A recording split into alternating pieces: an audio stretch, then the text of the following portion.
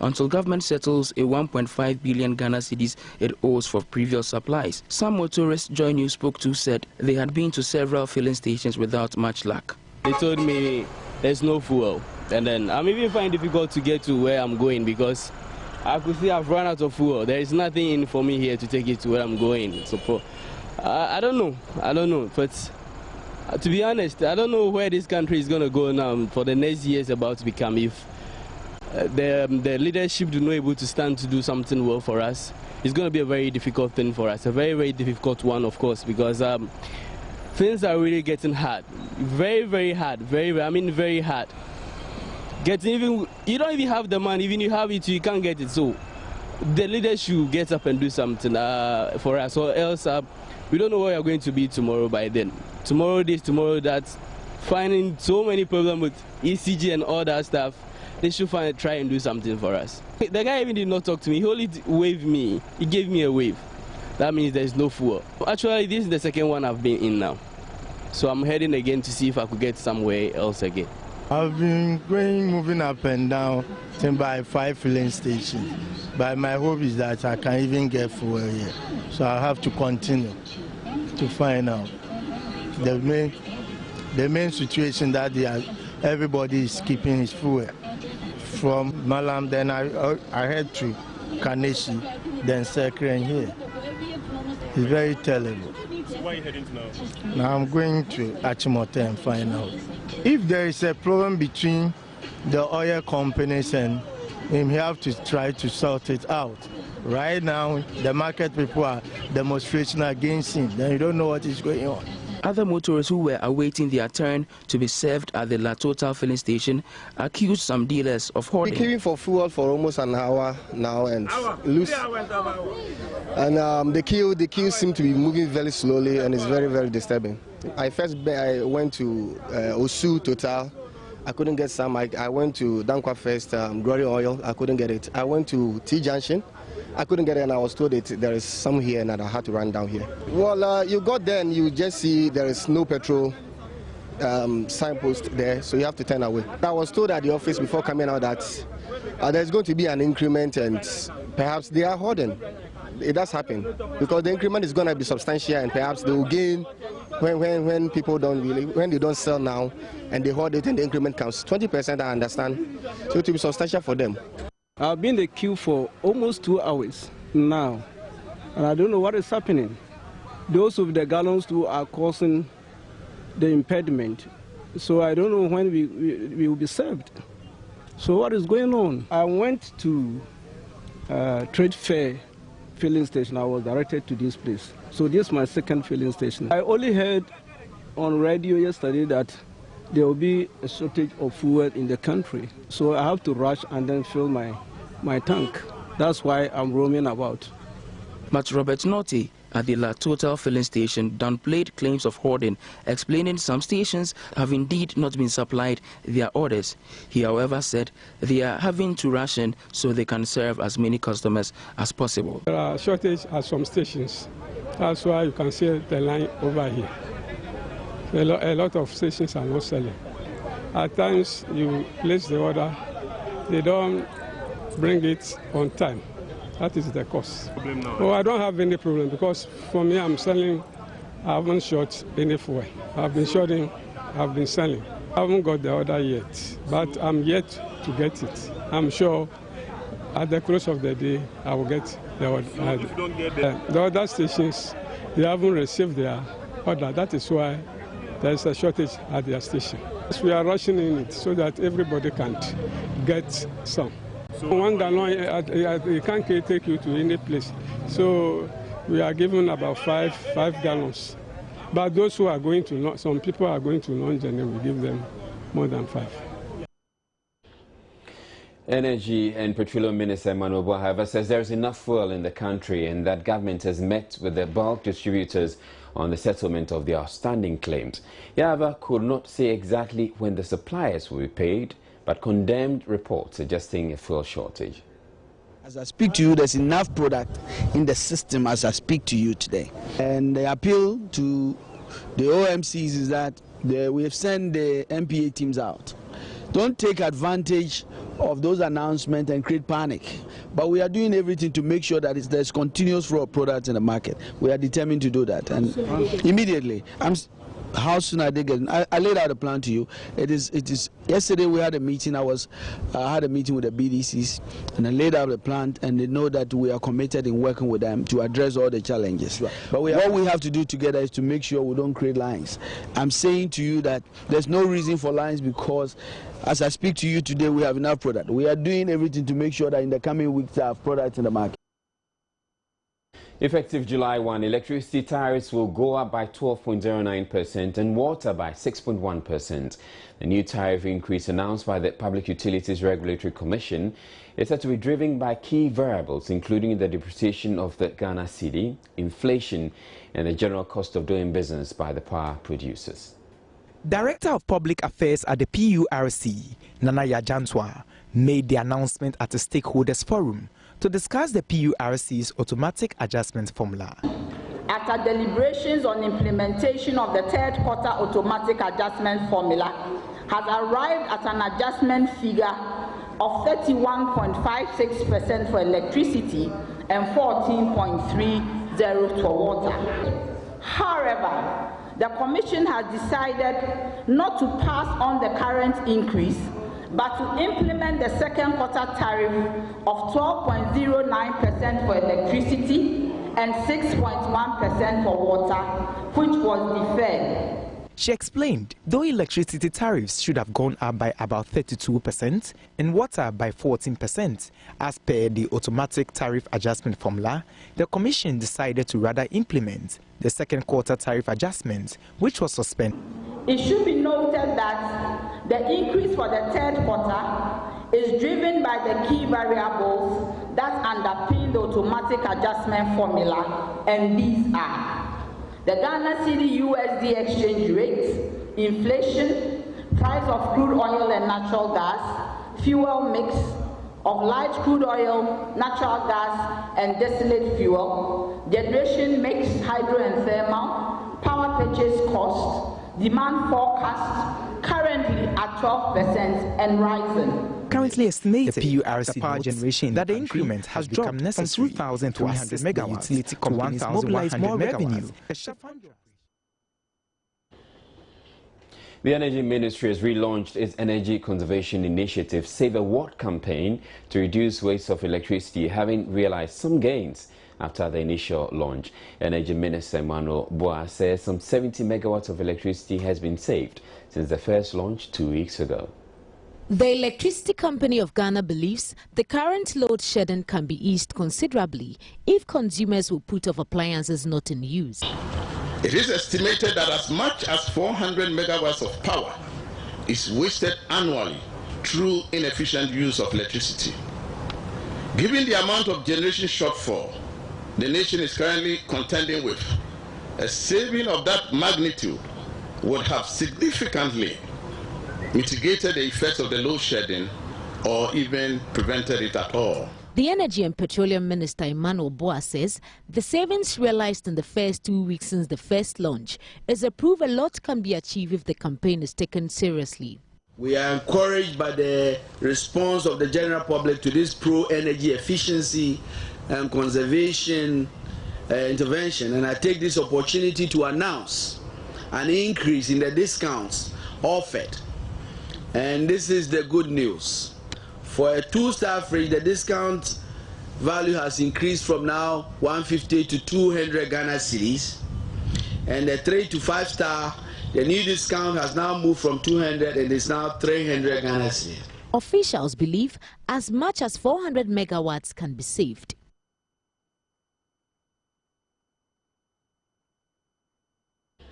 To avoid a situation where Ghana goes down the path of oil-rich countries whose wealth from the resource has rather worsened the lives of its citizens, renowned international scholar and governance expert Professor Larry Diamond is proposing that a portion of the country's oil revenue be distributed directly to the populace.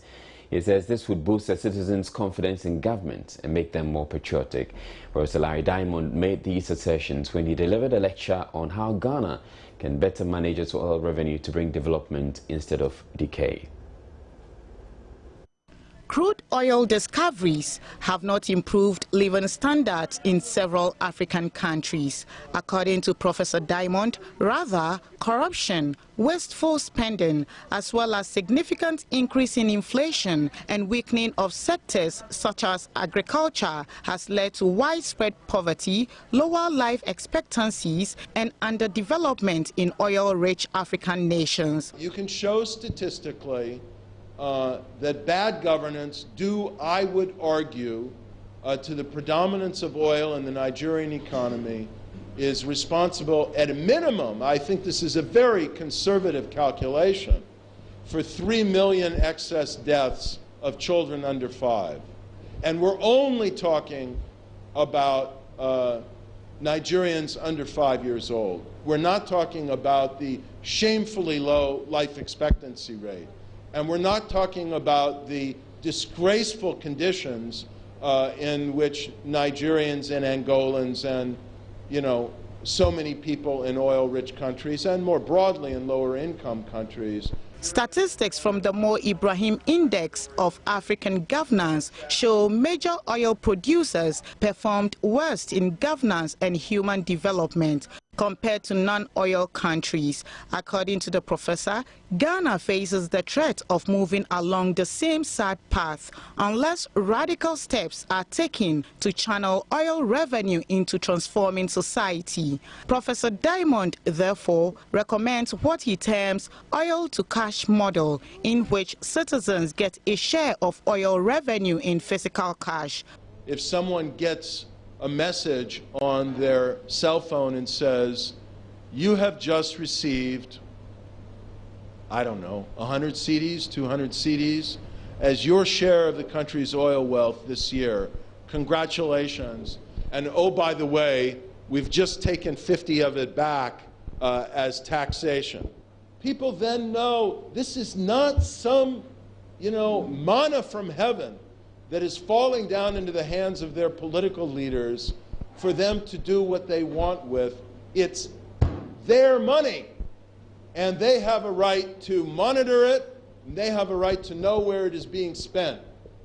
And they have a right to have some of it directly, to educate their children, to inoculate their children, to improve their homes, to start businesses, and so on and so forth.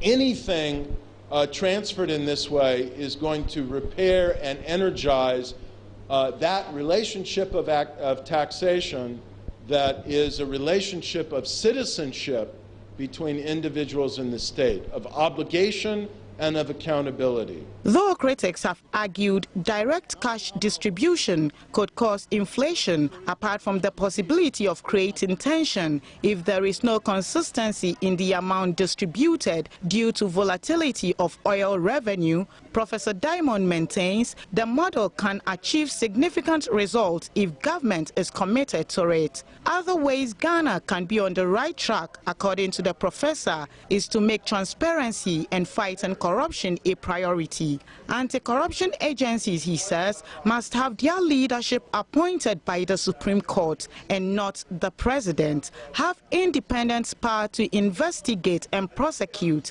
as well as have adequate staff and resources. A road safety campaign has been launched in Accra to help reduce pedestrian deaths among school children.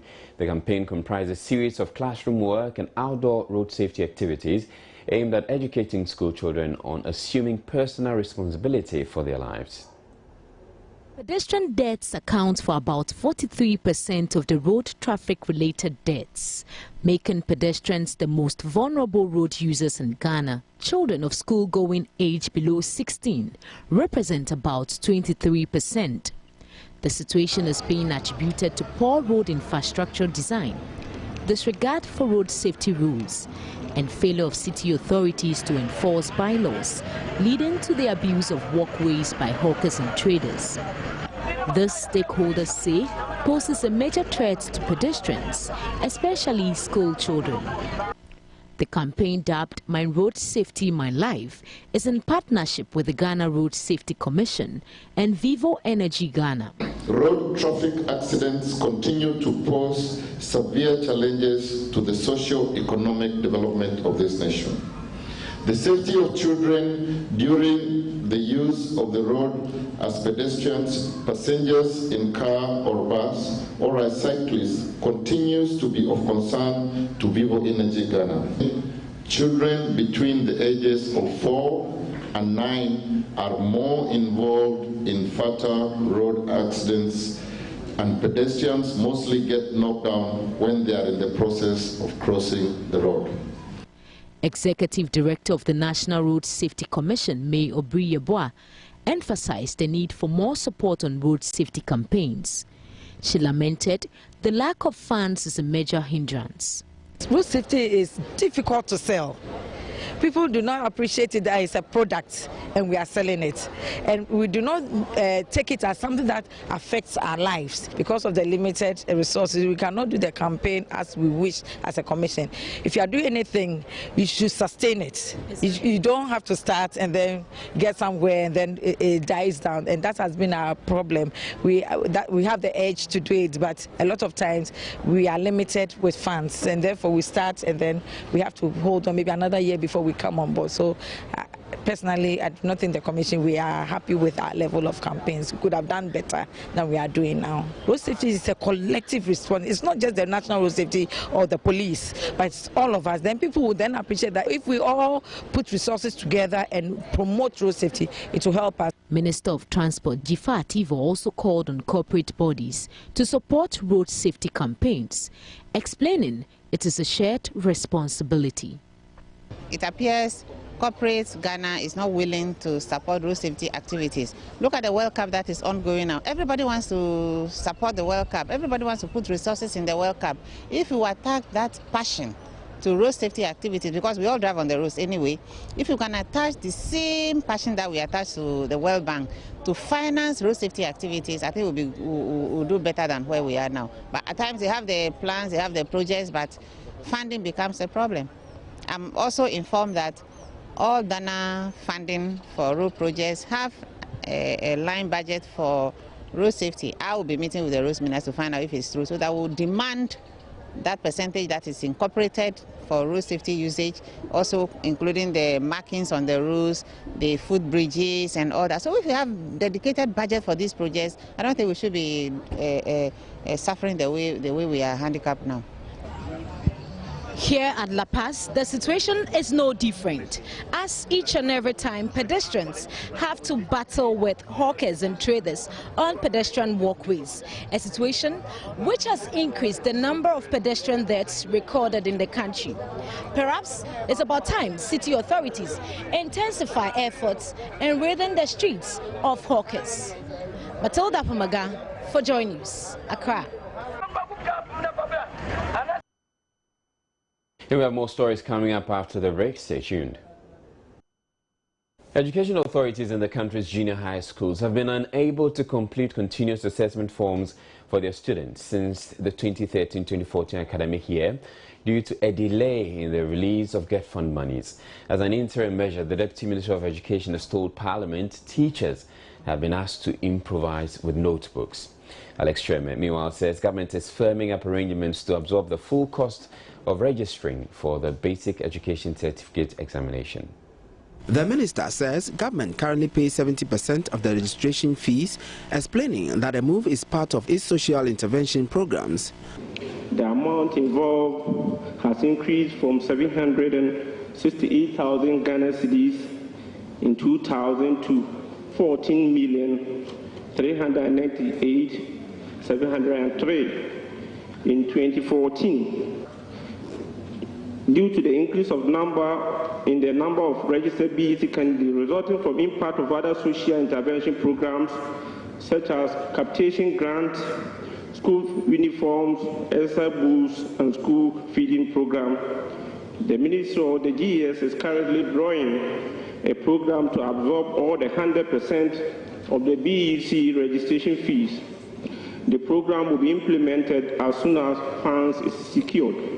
The minister gave the assurance that a program would be implemented as soon as funds were made available.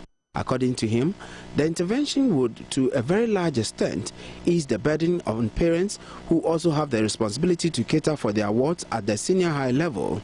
The minister also responded to questions on steps the ministry is taking to pay salaries of some 14 untrained teachers in the Trifo Herman Lower Dentura district who were recruited in 2009.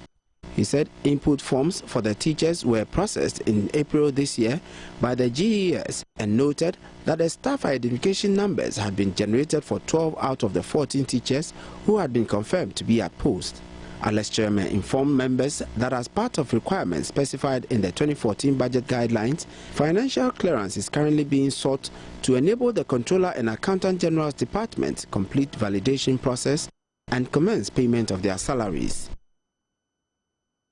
We're staying in Parliament where the Speaker of the National Assembly of Benin, Professor Mathurin Kofi Nago, has expressed concern over the uncontrolled movements of weapons in the West African sub-region. The Beninois Speaker, who is on an official visit, addressed Ghana's Parliament today. According to him, the uncontrolled movement of weapons posed a serious threat to peace and security for countries in the sub-region, adding that it remains a source of discomfort at political, economic and social levels. The overall danger is terrorism, which unfortunately has already infiltrated some of our states, spreading terror and panic in our communities. This means that no state is safe regardless of the nature of the region. These crises are a result of the ills plaguing the people and whose names are poverty. He observed the major crises confronting the sub-region were poverty, hunger, malnutrition, illiteracy, disease, corruption and bad governance, and stressed the need for the heads of the various ECOWAS member states to find solutions that could be implemented in all the countries. Professor Nago said parliamentary cooperation is of great importance as it would allow lawmakers to exchange ideas on all major problems and contribute to their solutions. He touched on the upcoming conference of speakers of West African parliaments slated for Cotonou in September this year. He says is to create a platform for the speakers to make contributions to the democratic process and socio-economic integration in the sub-region. On his part, the Speaker of Parliament, Edwedo Ajaho, said a charter is currently being developed to strengthen and revitalize the Conference of Speakers and Presiding Officers of Parliaments of West African states.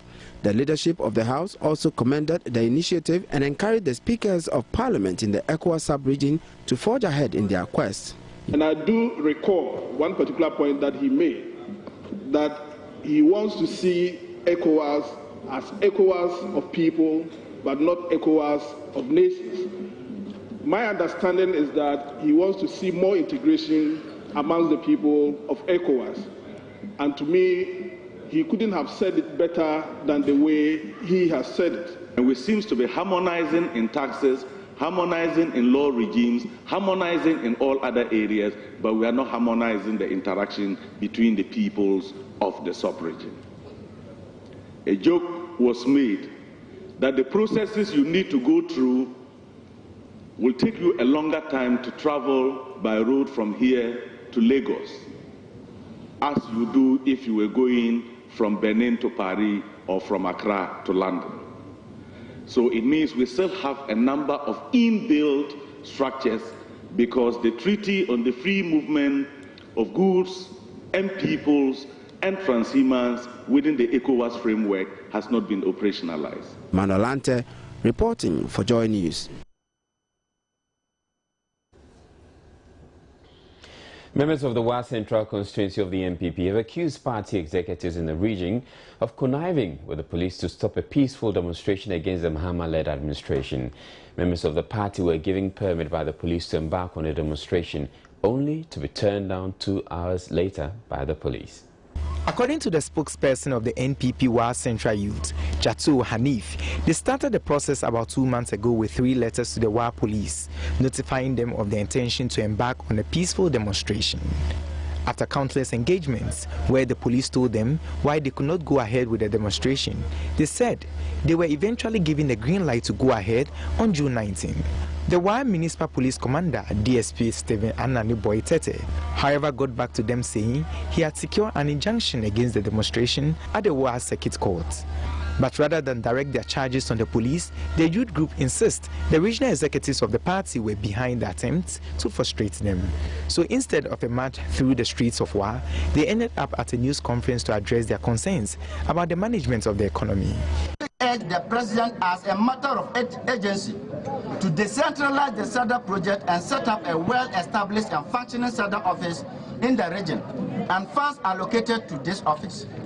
It is our firm belief that each region has its priority needs, and it is only the people of Upper West region who can best identify their needs.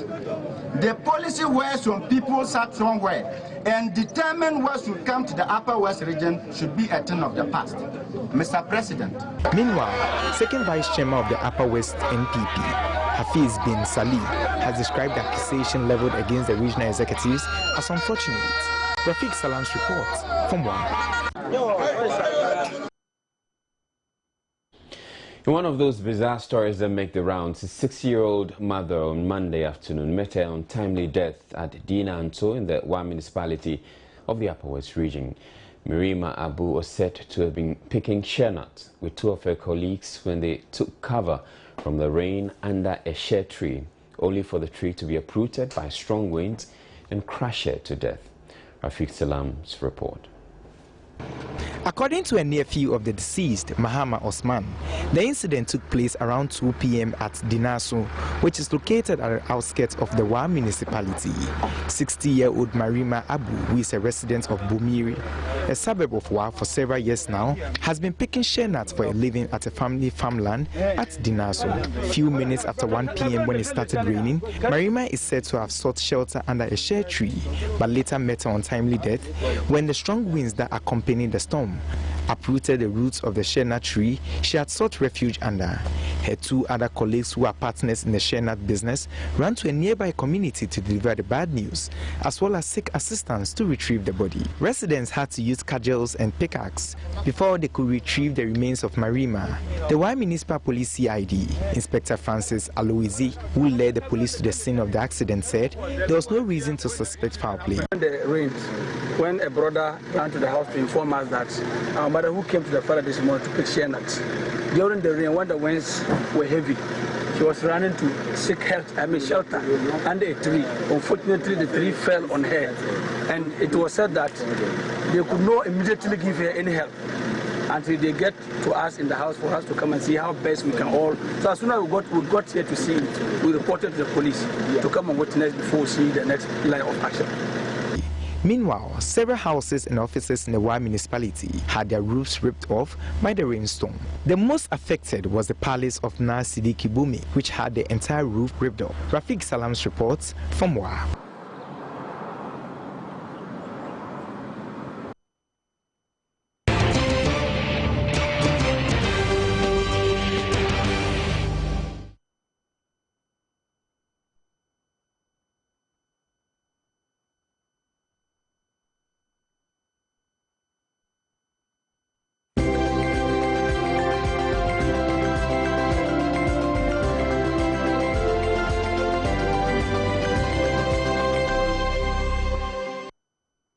We apologize for the loss of sound.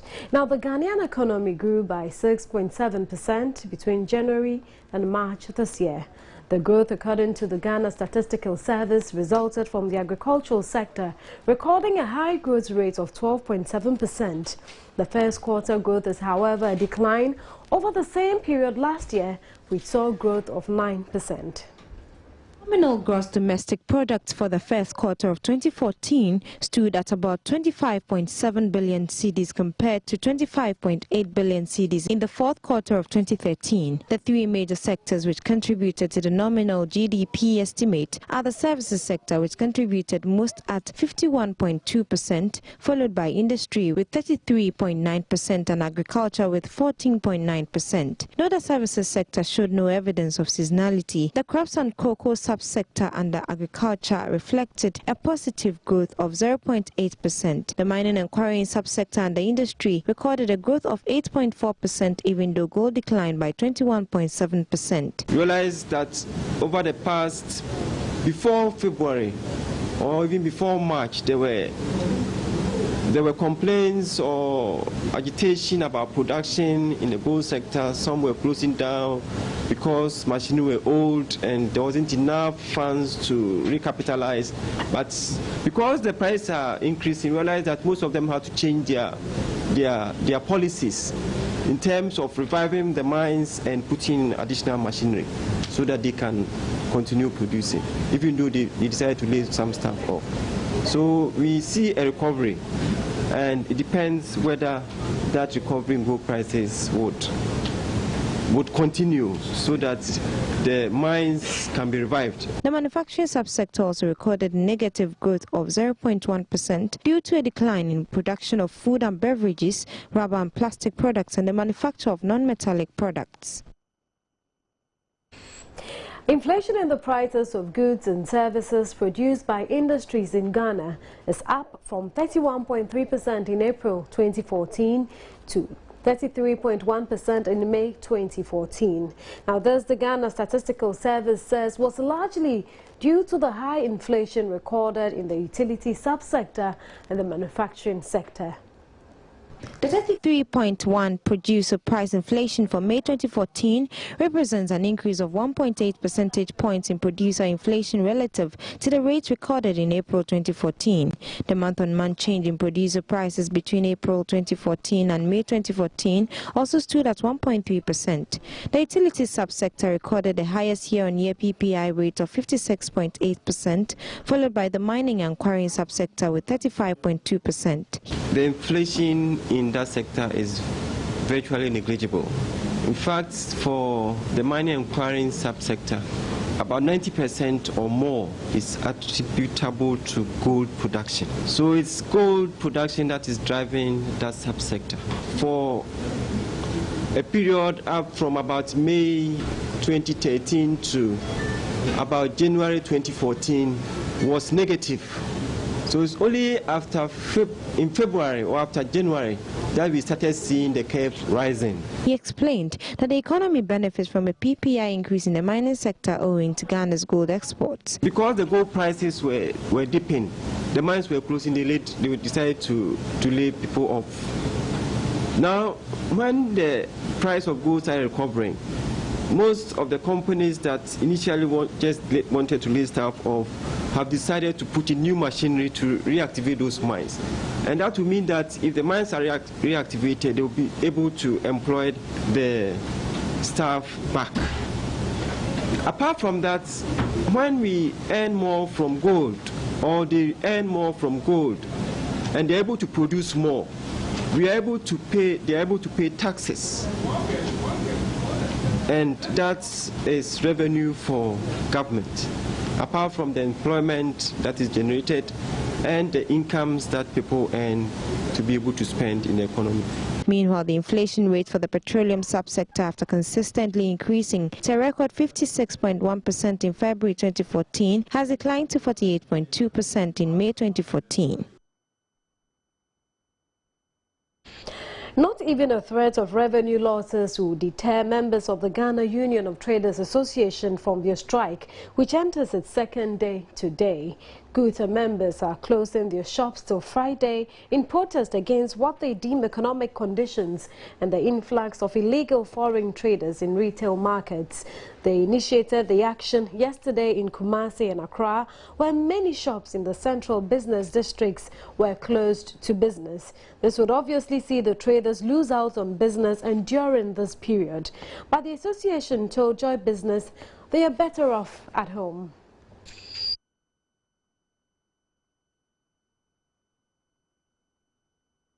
Thank you very much for watching. That's all for business.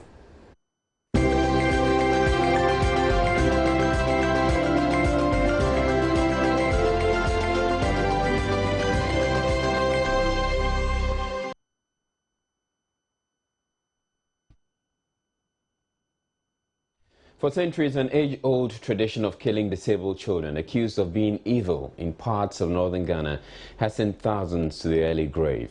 In 2013, Sirigu and 7 other communities in the Upper East region, notorious for the belief, announced they were no more going to kill spirit children after years of advocacy and community engagement by rights campaigners. 1 year after the announcement, Joy News' Justice Beidou has been to Sirigu to find out what has changed.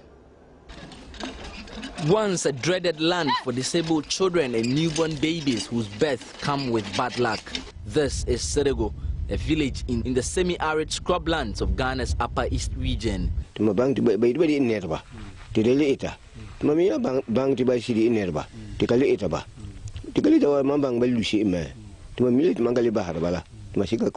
used to kill spirit children because they are evil and are a bad luck on the society.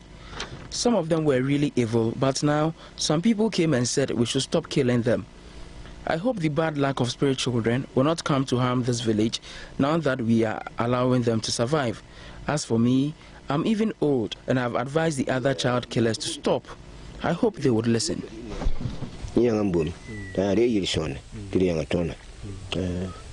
Ghana's Act 560 makes child killing criminal, punishable by law. But the secrecy surrounding the act makes it impossible to find any of the killers. This is the Sirigu market, bustling hub of trade activities. Here, once every week, you find all sorts of goods, from food items, livestock, and even local herbs. Here, women come from all towns close, from Navrongo through Bokatanga to Paga, and even neighboring Burkina Faso, to trade in all manner of activities every week. But sometimes the chronic levels of poverty would push women mostly to the edge. Change is happening, but there are still fears that spirit children are being killed secretly. Apple Selse was forced to leave her husband's house after her in-laws tried killing her baby because she was born without limbs.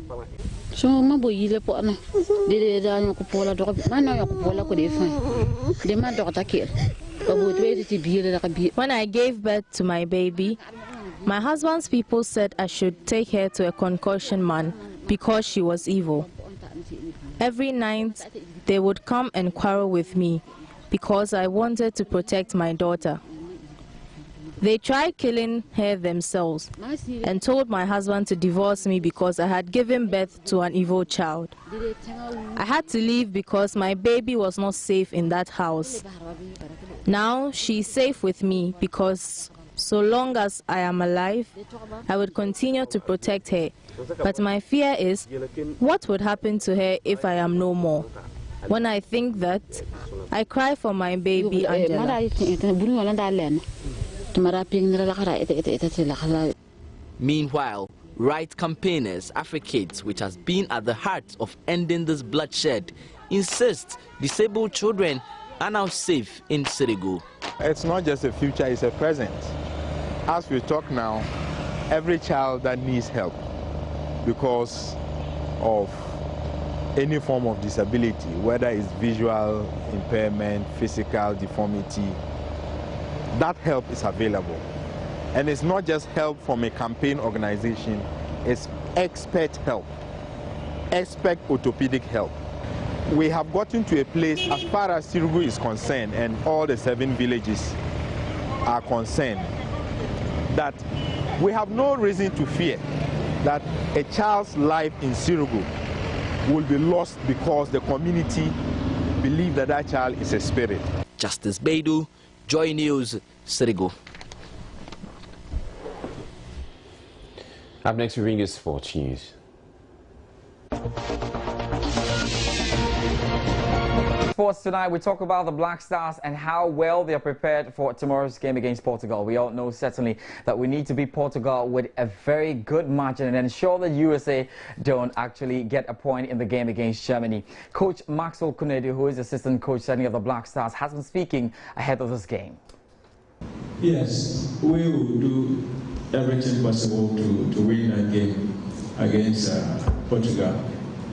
Like we said, we will not go attacking them and leave our back open.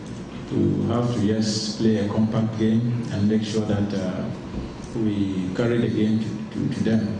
We saw them play yesterday, and we think we are in a very good position to beat them. But we don't also have to forget that they are still a force to reckon with. So we have to do that cautiously when we meet them.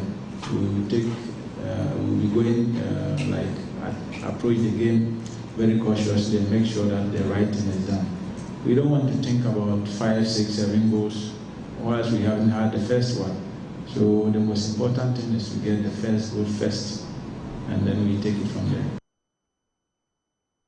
All right, so let's talk about what's happening currently. And France up against Ecuador. That's a game currently underway. It's halftime. The scoreline is goalless between the two sides. It's also important to find out what's happening between Switzerland and Honduras.